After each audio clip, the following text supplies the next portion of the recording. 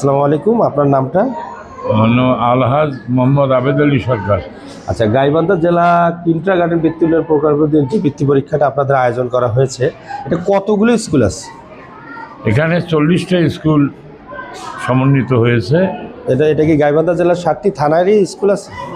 না, এখানে গাইবান্ধা সদর থানা স্কুলটাই আপাতত এখানে আসাদুজ্জামান বালিকা উচ্চ বিদ্যালয়ে এই কেন্দ্রে এরা পরীক্ষা দিচ্ছে। আর আমাদের সাদুল্যপুর থানায় কিছু স্কুল আছে, সেখানে Afsar Uddin Memorial school and মাদ্রাসার মধ্যে সেখানে আরেকটি কেন্দ্র আছে।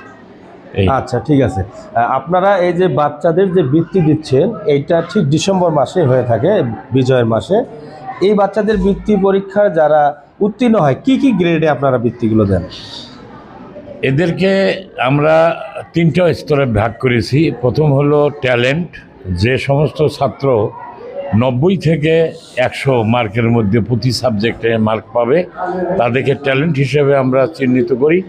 আর যারা 85 থেকে 90 বা 100 পাবে তাদেরকে প্রথম গ্রেড, আর যারা 80 থেকে উপরে যে কোনো মার্ক পাবে তাকে দ্বিতীয় গ্রেডে আমরা চিহ্নিত করি এবং তাদেরকে আমাদের এই প্রকল্প থেকে তাদেরকে একটি ভালো মানের সার্টিফিকেট তার সাথে কিছু অর্থ প্রদান করা হয়ে থাকে।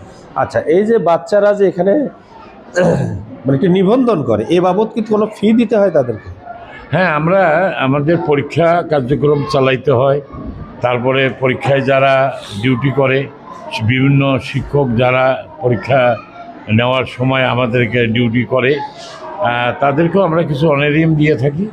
পাশাপাশি আমাদের সিলেবাস তৈরি, সার্টিফিকেট তৈরি, তারপরে আমাদের বিভিন্ন সময় আমাদের যে বৃত্তির এই কার্যক্রম পরিচালনা করতে আমাদের যে কার্যকরী নির্বাহী পরিষদের কিছু মিটিং হয়, সেই মিটিংয়ে আমাদের কিছু খরচ আছে।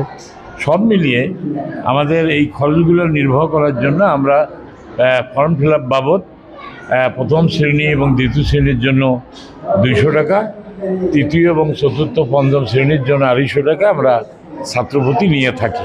আচ্ছা, আর একটা বিষয়, এই যে বৃহৎ সারা বাংলাদেশের একটা জনগোষ্ঠী এ ধরনের কিন্ডারগার্টেনে পড়াশোনা করে, আর বাকিগুলো প্রাইমারিতে পড়াশোনা করে বা মাদ্রাসায় পড়াশোনা করে, এই কিন্ডারগার্টেন কি সরকার থেকে কোনো সহযোগিতা পায় বা তাদের? না, এটা অত্যন্ত গুরুত্বপূর্ণ একটি প্রশ্ন। যে সমস্ত কেজি স্কুল, কিন্ডারগার্টেন স্কুলগুলোতে যে সমস্ত ছাত্রছাত্রীরা লেখাপড়া করে, তারা মূলত শুধু স্কুলের লেখাপড়ার মানের উপরে ভিত্তি করিয়ে তারা ওই স্কুলে লেখাপড়া করে।